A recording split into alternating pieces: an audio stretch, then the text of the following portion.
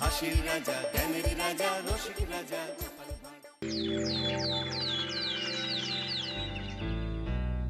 মহারাজ, তখন থেকে কার চিঠি পড়ছেন কিছুই তো আপনি বলছেন না, শুধু মনে মনে হাসছেন। মনে হচ্ছে কোনো খুশির খবর। খুশির খবরই বটে। সামনে ইংরেজি নববর্ষ। ইংরেজি নববর্ষের প্রথম দিন ইংরেজ সাহেবরা একটা আয়োজন করতে চলেছেন। কি আয়োজন করতে চলেছেন মহারাজ? বনভোজন। আমাদের সবাইকে নিমন্ত্রণ জানিয়েছেন। আর শুধু তাই নয়, নবাব বাহাদুর উজিরও আসবেন ওই বনভোজনে। বাবা বাবা, নবাব বাহাদুরকে যখন ডাকছেন তাহলে তো দারুণ ব্যাপার। বনভোজনটা কোথায় হবে মহারাজ? উত্তর পশ্চিমে জঙ্গলের ধারে। মন ভরে বনভোজন হবে। আমরা হাসি মুখে খাসি ভোজন করব। জিভে জল চলে এলো, এক্ষুনি খিদে পেয়ে যাবে। তোমার তো সারাদিনই খিদে পায়। কেন পাবে না বলতে পারেন মন্ত্রী মশাই? চেহারাটা ধরে রাখতে হবে তো। এটা চেহারা? আপনার তো পচে যাওয়া পাটকাঠি মৌমাছির ডানার ঝাপটাতেও নড়ে যায়। দেখেছেন মহারাজ, দেখেছেন গোপাল কিরকম ভাবে আমাকে অপমান করলো? আহ, তোমাদের এই সাপে নেউলে ঝগড়া থামাও তো।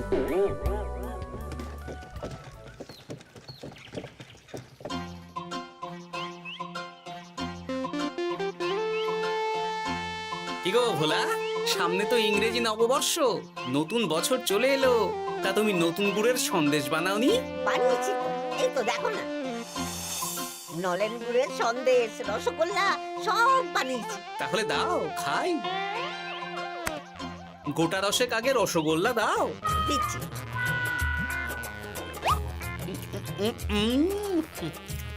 আহ, কি স্বাদ!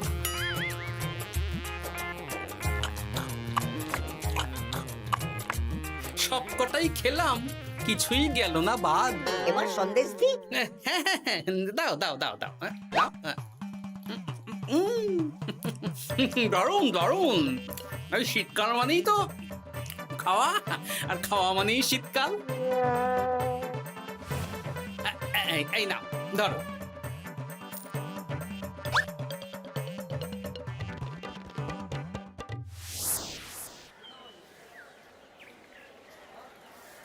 আমাকে 1 কেজি পেঁয়াজ কলি দাও তো। রাতে গরম গরম রুটি আর পেঁয়াজ কলি ভাজা একদম জমে যাবে, কি বলো?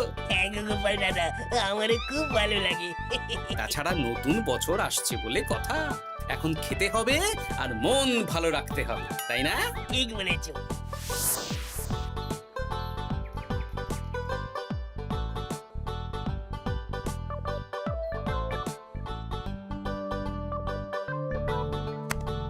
দেখো গিন্নি, দেখো, তুমি তো রোজ বলো বাজার আনি না, কিপ্টের মতন বাজার করি। আজ দেখো সব নতুন নতুন শাক সবজি নিয়ে এসেছি। চট করে রেঁধে ফেলো তো, জমিয়ে খাবো। আজ তাহলে কষা কষা করে ফুলকপির তরকারি করে ফেলো, একটু একটু ওই বেসন দিয়ে বাঁধাকপির বড়া, রাতে পেঁয়াজ কলি ভাজা আর রুটি। আমার হাত দুটো তো মানুষের হাত নয়, এগুলো তো যন্ত্র। আহ, সামনে ইংরেজি নববর্ষ, এখন নতুন নতুন সবজি তো খেতেই হবে। কাল দেখি পালং শাক আনবো, কেমন? ঠিক আছে ঠিক আছে, হ্যাঁ।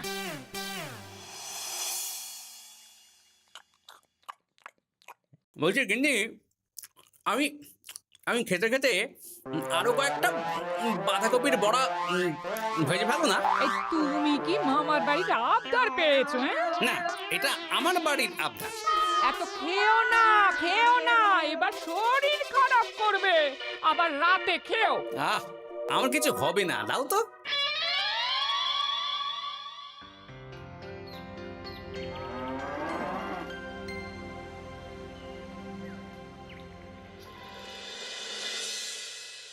আচ্ছা শোনো, কালকেই তো ইংরেজি নববর্ষ। তাহলে কালকে আমরা সকাল সকাল বেরিয়ে পড়বো। হ্যাঁ, এখন আমার ভুঁড়ি ভোজ চলছে মহারাজ। বাড়িতে আপাতত নিরামিষের মধ্যেই আছি। কাল দাঁতের ব্যায়াম হবে। বেশ, রাজসভার সকল সভাসদদের বাড়িতে রাজবাড়ি থেকে গাড়ি যাবে সকাল সকাল। সবাই প্রস্তুত থেকো কিন্তু। হ্যাঁ মহারাজ। ইংরেজি নববর্ষে বনভোজন হবে। ইংরেজ সাহেবদের সাথে সুযোগ পেলে ব্যবসা বাণিজ্য নিয়ে আলোচনাও হবে। আমি তো ভাবছি ওই জঙ্গলের কাছে নদীতে গিয়ে মাছ ধরবো আর মাছ ভাজা খাবো। ওই আবার খাবার, এ তো থামতেই চাইছে না।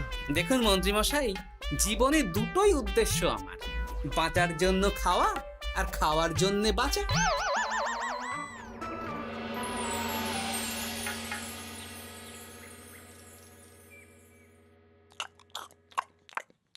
বলছি গিন্নি, আজ আজ বাঁধাকপির বড়া নেই? না না না না, কালকে 3 বার করে বড়া বানিয়েছি, আর বাঁধাকপি নেই। কালকের 2টো বড়া পড়ে আছে। আরে বাবা, ওটাই গরম করে দিয়ে দাও না। না, ওগুলো খেতে হবে না। আরে বাবা, শীতকালে বড়া নষ্ট হবে না, একটু তেলে ভেজে দাও দেখি, আরো মুচমুচে হয়ে যাবে। জানো গিন্নি, একটা কথা মনে রেখো, শরীরের নাম মহাশয়, যা সবে তাই সয়। ওর বাবা, বলছি না খেতে হবে না। আরে বাবা, খাবার জিনিস নষ্ট করতে নেই গিন্নি। দাও দাও দাও, ভেজে দাও দেখি, ভেজে দাও।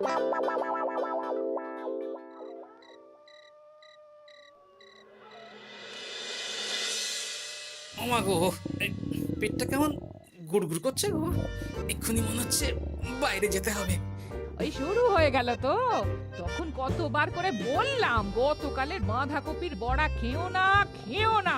আমাকে বড় বড় কথা শুনিয়ে দিলে, এখন বড় বাইরে ছোট। আহ, শান্তি। এই এই রে, আবার গুড়গুড় করছে। এ কি গো, আবার? হ্যাঁ, আবার। কালকে আবার ইংরেজি নববর্ষ উপলক্ষে ইংরেজ সাহেবদের সাথে বনভোজন আছে।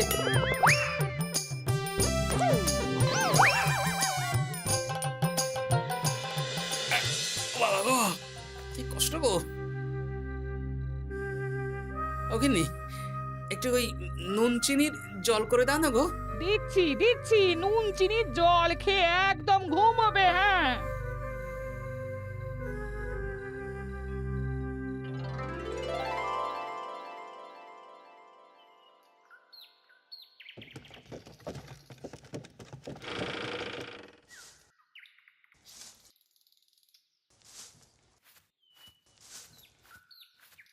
ওনার পেটের ব্যায়ামও হয়েছে, উনি বনভোজনে যেতে পারবেন না। সে কি, গোপাল যেতে পারবে না? না, কালকে রাত থেকে 12 বার ঘরে বাইরে করেছেন, এখন নুন চিনি জল খেয়ে ঘুমোচ্ছেন। ও, তাহলে আর কি করা যাবে? আমরা গোপালকে ছাড়াই ইংরেজি নববর্ষের প্রথম দিন উদযাপন করি।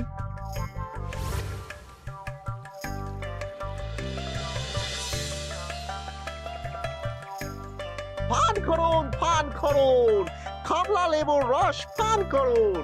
ইংরেজি নববর্ষের প্রথম দিন, আনন্দ উৎসব হচ্ছে, খাওয়া দাওয়া হচ্ছে।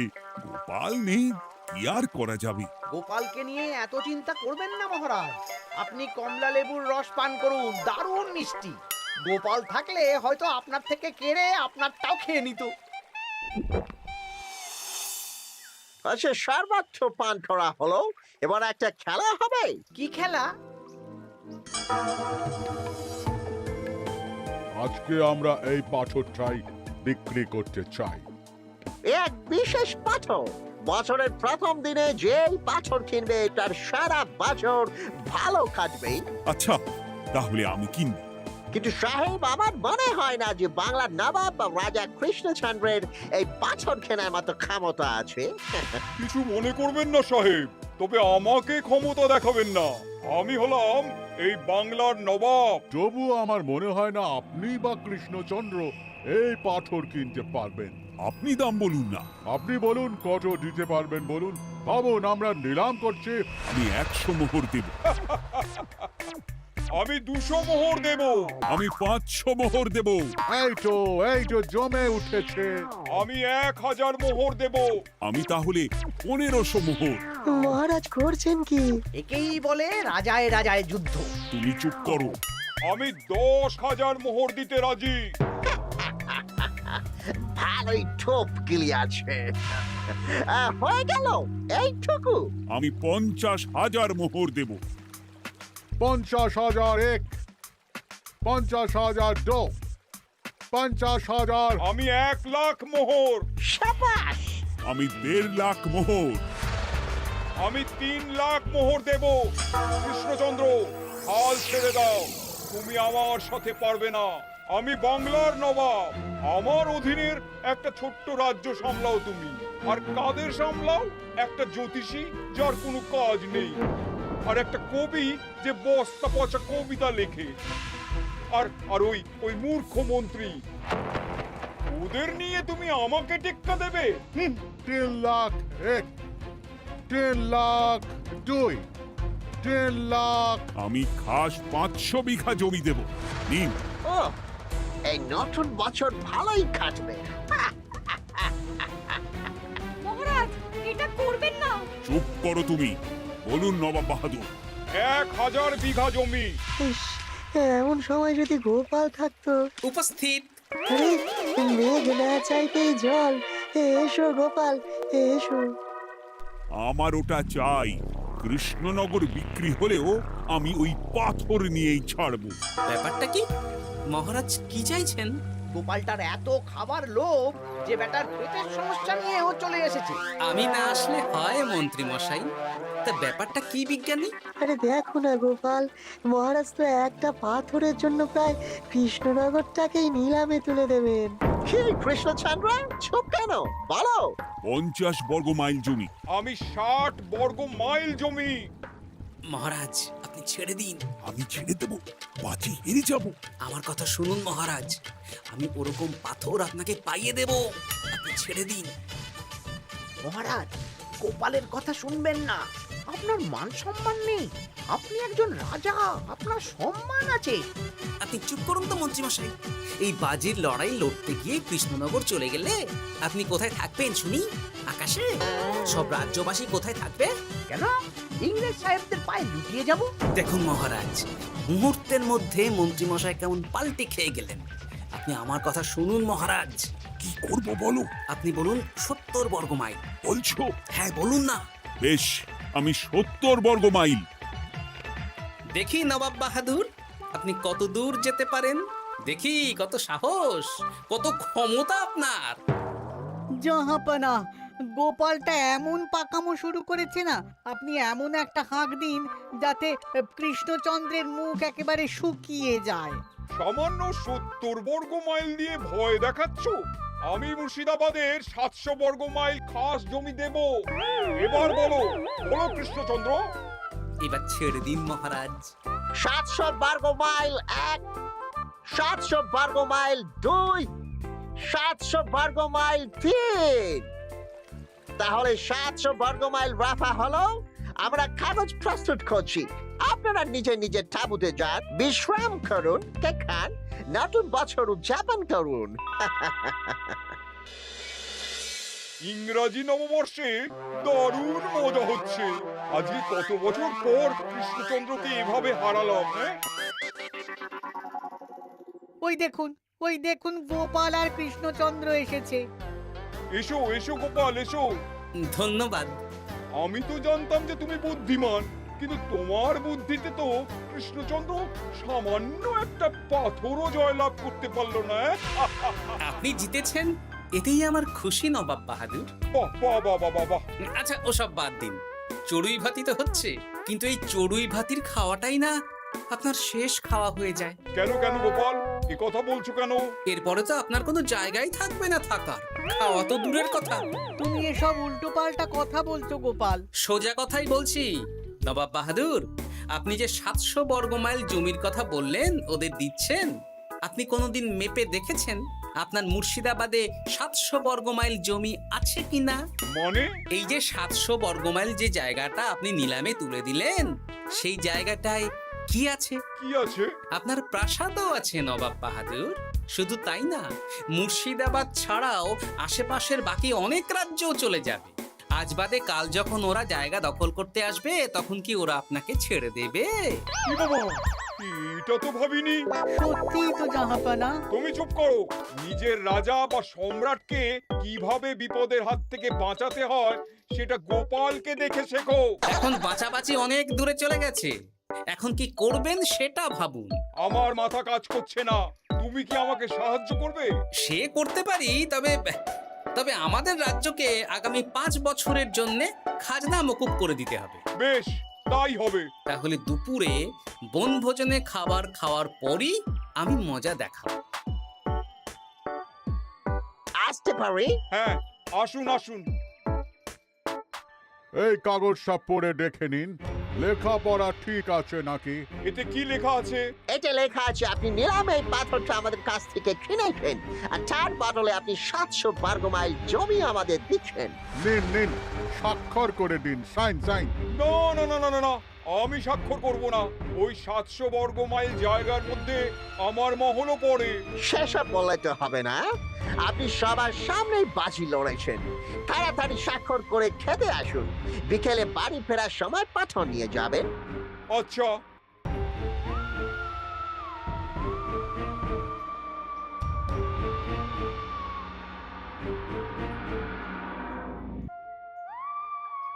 ও গোপাল, এবার কি হবে? আমি তো স্বাক্ষরও করে দিলাম। একবার যখন কথা দিয়ে দিয়েছি, সেটার খেলাপ কিভাবে করব? আপনি এত ভাবছেন কেন জাহাপানা? গোপাল তো আছে, ও ঠিক কায়দা করে ব্যবস্থা করবে।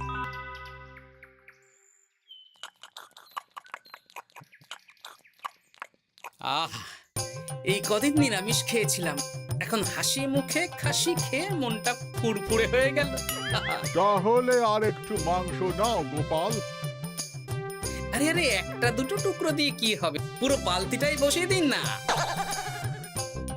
ইংরেজি নববর্ষ বলে কথা, আজকে বেশি বেশি খেলে সারা বছর বেশি বেশি খেতে পারবো। এই তো গোপাল, তোমার পেটের ব্যামো ছিল, আর এখন এত খাচ্ছ, সামলাতে পারবে তো? আমি তো একটাই কথা বলি, শরীরের নাম মহাশয়, যা সবে তাই সয়। বিকেলে আবার মাংসের পাকোড়া আর চায়ের বন্দোবস্ত আছে। সব হজম করে দেব। আচ্ছা, আপনি ঢেকুর তুলছেন কেন ইংরেজ সাহেব? ওই আর কি, আমার আবার বেশি তেল মশলা সহ্য হয় না, আমি স্বল্পাহারী, অল্প আমি লিটল খাবার খাই। বেশ, বুঝলে বিজ্ঞানী, তোমাকে একটা পাঁচন বানাতে হবে। কি পাঁচন? আরে এই বাগান জঙ্গলে অনেক গাছপালাই তো আছে, তুমি এমন একটা পাঁচন বানাও যেটা আমি ইংরেজ সাহেবদের খাওয়াবো। তারপর আচ্ছা, বেশ বেশ।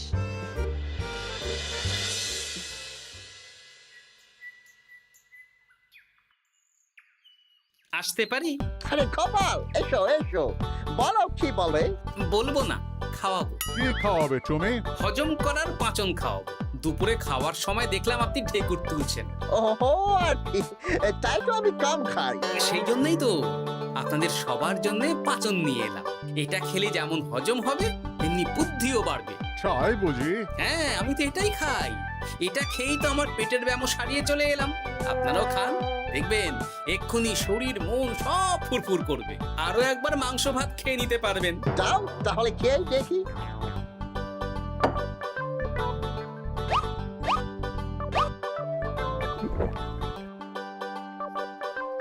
এই সেরেছে, আমার পেটটা কেমন গুড়গুড় করছে, আমাকে এখনই যেতে হবে। আরে আরে, যাচ্ছেন কোথায়? আমি তো আপনাদের সাথে গল্প করতে এলাম। ওরে বাবা রে বাবা, আমাকেও যেতে হবে বলে মনে হচ্ছে। আমরা আপনাদের সাথে একটু গল্প করতে এলাম। আজ ইংরাজি নববর্ষ বলে কথা। ও সব গল্প পরে হবে, পরে হবে। ব্যাস, কাজ হয়ে গেল। এবার কেউ একজন নবাব বাহাদুরকে ডেকে আনুন তো।